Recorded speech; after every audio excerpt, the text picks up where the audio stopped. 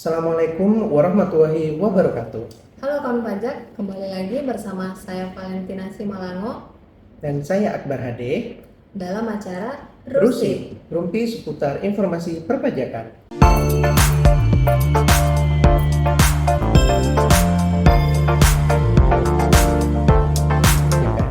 Nah, semoga nih kawan pajak dimanapun berada selalu dalam keadaan sehat supaya bisa nonton video-video kita. Dan pastinya mendapatkan informasi seputar perpajakan kawan pajak ya. Betul. Dalam kesempatan kali ini, kawan pajak kami berdua akan membahas terkait aspek perpajakan emas yang peraturannya baru saja diterbitkan bulan lalu. Benar kawan pajak. Nah, yang akan kita bahas pada kesempatan kali ini adalah terkait dengan PMK 48 Kak. Nah, ini yang ada di FX Sudirman Jakarta ya Kak? Itu JKT 48 Kak ya. Mirip-mirip ya.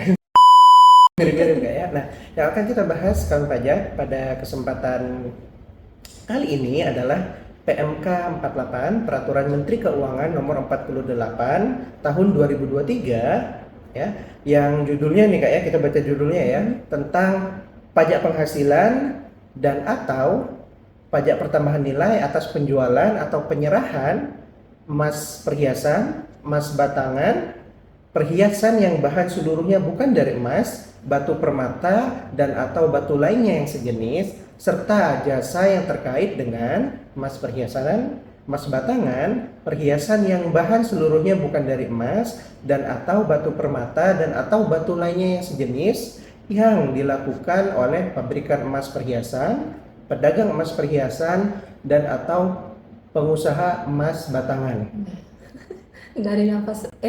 Dari mate judulnya aja udah cukup menghela napas yang panjang ya Kak. Judulnya cukup panjang nggak ya Iya. untuk peraturan Menteri Keuangan, tapi kawan pajak jangan cemas. Kita akan membagi ya Kak, membagi pada kesempatan kali ini meringkasnya materinya menjadi 4 sub pembahasan. Jadi nanti kawan pajak nggak perlu bingung Saking banyaknya gitu iya, kan. karena judulnya memang membingungkan. Membingungkan. Tapi untuk materi isinya itu tidak akan bingung. Oke, jadi sebelum kita memulai terkait dengan aspek perpajakan yang tadi Kak ya, kita mungkin harus tahu dulu subjek dan objek pajak yang diatur dalam PMK ini. Seperti yang kita tahu, yang diatur dalam objeknya ini ya yang sudah kita sebutkan tadi Kak ya, ada emas perhiasan, emas batangan. Nah, tapi mungkin Kak, mungkin bisa dijelaskan lebih lanjut nih Kak, yang dimaksud emas perhiasan itu yang seperti apa Kak? Nah, terkait emas perhiasan, emas perhiasan adalah perhiasan dalam bentuk apapun yang bahannya sebagian atau seluruhnya dari emas, termasuk yang dilengkapi dengan batu, permata, dan atau bahan lain yang melekat atau terkandung dalam emas perhiasan dimaksud. Nah, emas perhiasan ini Kak Akbar sering kita lihat dalam kehidupan sehari-hari ya, biasanya banyak tuh digunakan oleh perempuan. Contohnya anting, kalung emas ya, gitu Kak ya. gelang, cincin. Nah, itu terkait objek pajaknya. Kalau emas batangan kita sudah sama-sama tahu ya, emas batangan seperti apa. Nah, kemudian itu tadi objek pajaknya. Kalau subjek pajaknya itu ada dua ya Kak Akbar, ada pabrikan dan ada pedagang emas. Untuk pabrikan pengertiannya adalah pengusaha yang menghasilkan emas perhiasan dan melakukan kegiatan jual beli emas perhiasan dan atau penyerahan jasa yang terkait dengan emas perhiasan. Nah, itu untuk yang pabrikan Kak ya? Iya. Pabrikan. Nah, selanjutnya kalau pajak untuk yang pedagang emas perhiasan dalam PMK 48 ini adalah pengusaha yang melakukan kegiatan jual beli emas perhiasan dan atau penyerahan jasa yang terkait dengan emas perhiasan. Gitu, ya. Contohnya mungkin seperti distributor, grosir atau eceran gitu Kak ya. Kalau di Pangkal Pinang itu tokonya banyak di sekitaran BTC ya Kak. BTC, Hypermart gitu Kak ya. Oke. Dan yang terakhir juga disebutkan dalam PMK ini adalah konsumen akhir. Nah, konsumen akhir ini adalah pembeli barang ya, pembeli barangnya dan atau penerima jasa yang mengkonsumsi secara langsung barang dan atau yang dibeli atau yang diterima ini tidak digunakan lagi gitu ya, tidak untuk diusahakan lagi atau mungkin dijual lagi bahasanya seperti itu ya, langsung digunakan seperti ibu-ibu ya, langsung dibeli emas, mamanya langsung dipakai. Tapi yang dimaksud konsumsi di sini bukan dimakan ya, konsumsinya langsung digunakan, tidak untuk jual beli lagi Benar gitu kayak. sekali. Mungkin dijual belikan tapi nanti gitu kayak. Nanti. Bukan kegiatan usahanya seperti Betul. itu kayak. Nah, yang itu tadi adalah terkait dengan pengertian-pengertiannya dari subjek pajak dan objeknya. Nah, sekarang kita masuk terkait aspek perpajakannya nih. Untuk yang pertama adalah emas perhiasan. Aspek perpajakan pajak penghasilannya yang pertama adalah pabrikan atau pedagang emas wajib melakukan pemungutan PPh pasal 22 sebesar 0,25% dari harga jual. Nah, hal tersebut kawan pajak dikecualikan pemungutannya apabila pabrikan atau pedagang tadi menjual kepada konsumen akhir, yaitu kepada emak-emak tadi ya Kak Akbar ya, yang langsung menggunakan, atau kepada wajib pajak yang dikenai PPh final UMKM, dan atau juga menjual emasnya kepada WP yang memiliki surat keterangan bebas atau SKB PPh pasal 22. Nah, ini kan dipungut PPh pasal 22 Kak, berarti tidak final. Karena tidak final maka bisa dikreditkan dalam SPT tahunannya nanti. Oh, dapat bisa dikreditkan ini kayak PPh pasal 22 atas penyerahannya ini. Nah, itu tadi terkait PPh. Selanjutnya kita terkait aspek perpajakan pajak pertambahan nilai.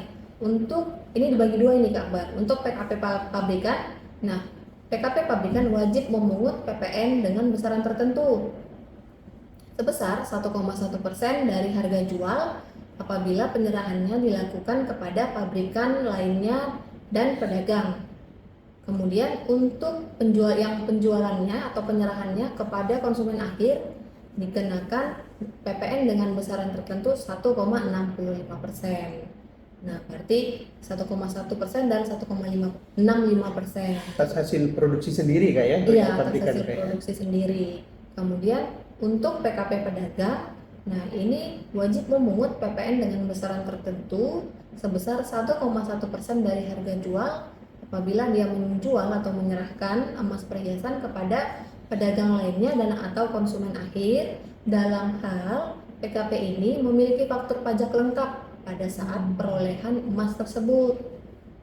Kemudian yang kedua, ini mengenakan PPN dengan tarif 1,65% dikalikan nilai harga jual apabila penyerahannya ini kepada sama pedagang lain dan konsumen juga dalam hal tapi tidak memiliki faktur pajak lengkap.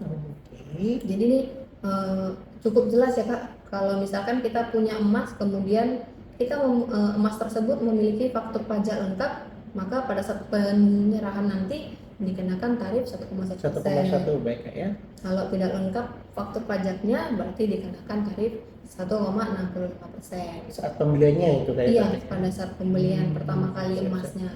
Nah, yang terakhir itu adalah apabila PKP pedagang menjual atau menyerahkan emas perhiasan kepada pabrikan, maka besaran tertentunya adalah 0% dari harga jual. Nah, itu tadi untuk yang aspek perpajakannya emas perhiasan kan ya. Nah, untuk yang selanjutnya kawan pajak kita akan membahas tentang PPh dan PPN atas penjualan atau penyerahan emas batangan. Nah, PPh-nya ini baik pabrikan atau pedagang atau pengusaha emas batangan ya, wajib ya Kak, berdasarkan PMK 48 wajib memungut PPh pasal 22 sebesar 0,25% dari harga jual atas penyerahannya tadi. Hampir sama seperti berarti ya, sama seperti emas perhiasan. Namun ini juga dikecualikan jika penjualan emas batangannya ini kepada konsumen akhir ya, dan juga wajib pajak yang dikenai PPh final, yaitu dikenai PPh final PP 55 tahun 2022, atau mungkin lawan transaksinya ini memiliki SKB surat keterangan bebas PPh pasal 22, atau yang melakukan transaksinya ini nanti dengan Bank Indonesia. Nah, ini cukup banyak pengecualian Kak ya untuk emas batangan Kak ya. Dan yang terakhir juga jika penyerahannya ini melalui pasar fisik emas digital. Nah, itu tidak melakukan pemungutan PPh pasal 22. Nah, seperti itu ya kawan pajak ya. Sedangkan untuk PPN-nya, ini yang seperti kita tahu ini sangat erat kaitannya dengan devisa Kak ya, keterangan devisa Kak ya, devisa negara. Nah, atas penyerahan ya, penyerahan emas batangan untuk kepentingan devisa negara itu termasuk dalam non BKP ya. Non BKP ini barang bukan kena pajak. bukan barang kena pajak gitu ya. Namun jika transaksinya ini nanti bukan selain untuk kepentingan devisa negara ya, itu termasuk dalam penyerahan yang dapat dikenai fasilitas tidak dipungut. Diberikan fasilitas tidak Diberikan dipungut, fasilitas tidak dipungut. Namun untuk memenuhi fasilitas tidak dipungut ini terdapat kriterianya, Kak, beberapa kriteria. Yang pertama, kawan pajak, satu, emasnya berbentuk bak tangan. Ini pasti ya. Sudah pasti ya. Dan kadar emasnya ini sekitar 99,99%. Berarti emas murni. Emas murni ya. Dan atas kadarnya tadi itu dilengkapi dengan sertifikat. Berarti kalau tidak memenuhi salah satunya, itu tidak diberikan fasilitas ya. Baik, kita lanjut ke yang bagian ketiga ya Kak, yaitu PPh dan PPN atas penjualan atau penyerahan perhiasan yang bahan seluruhnya bukan dari emas dan atau batu permata dan atau batu lainnya yang sejenis. Nah ini contoh perhiasannya mungkin terbuat dari perak gitu ya Kak, atau terbuat dari mutiara. Bisa jadi ya. Nah untuk PPh-nya, dalam hal pabrikan atau pedagang menyerahkan atau melakukan penjualan ini, maka wajib memungut PPh pasal 22 dengan tarif 0,25% dari harga jual. Nah, dikecualikan juga kepada sama seperti sebelumnya, yaitu kepada konsumen akhir dan kepada WP yang dikenai PPh final UMKM atau WP yang memiliki SKB pemungutan PPh pasal 22. Nah, ini kan PPh-nya sama semua ya Kak, 0,25% ya. Nah, untuk PPN-nya, nah ini kawan pajak wajib memungut PPN dengan besaran tertentu adalah sebesar 1,1% dari harga jual. Ini nilai besaran tertentunya sudah mutlak ya Kak. Berbeda dari yang emas perhiasan tadi, ada yang 1,65, ada yang 1,1. Nah, tapi untuk perhiasan yang selain emas, dia tarifnya sama semua, yaitu 1,1% dari harga jual. Itulah tadi kalau pajaknya terkait dengan pokok bahasan yang ketiga, itu perhiasan selain dari emas tadi Kak ya. Nah, untuk yang selanjutnya kawan pajak kita akan membahas tentang PPh dan PPN atas jasanya Kak. Atas jasa yang terkait dengan emas perhiasan, emas batangan, perhiasan yang bahan seluruhnya itu bukan dari emas, batu permata dan atau batu sejenis lainnya. Contoh jasanya seperti apa Kak? Nah, contoh jasanya ini mungkin seperti jasa modifikasi, jasa perbaikan, atau mungkin jasa pelapisan emas, atau mungkin jasa penyepuhan gitu Kak ya. Ini termasuk dalam jasa atau mungkin jasa lainnya yang merupakan nama lain ya dari jasa yang disebutkan tadi Kak ya, atas penyerahan terkait dengan emas perhiasan, emas batangan, dan mungkin atau perhiasan yang selainnya dari emas. Nah, kawan pajak, untuk aspek perpajakannya ya kita mulai dari PPh. Pihak yang membayarkan imbalan jasa ini wajib memotong ya, wajib memotong PPh pasal 21 dalam hal yang menerima imbalan tadi adalah orang pribadi dalam negeri Kak. Pribadi dalam negeri, atau memotong PPh pasal 23 dalam hal penerima imbalannya merupakan wajib pajak badan dalam negeri atau BUT. Nah, untuk tarif bentuk usaha tetap dengan tarif dan dasar pengenaan yang sesuai ketentuan yang berlaku untuk PPh pasal 21 dan PPh pasal 23-nya. Tapi di sini kawan pajak juga ada pengecualinya ya kawan pajak ya.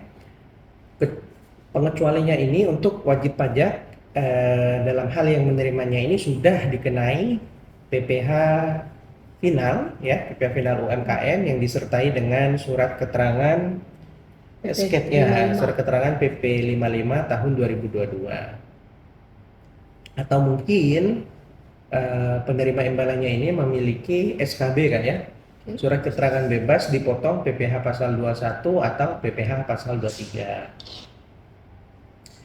Selanjutnya kawan pajak untuk PPN-nya, baik PKP pabrikan atau mungkin PKP pedagang, ini wajib memungut PPN dengan besaran tertentu ya, dengan besaran tertentu sebesar 1,1% dikalikan dengan penggantian, nilai penggantiannya gitu Kak ya.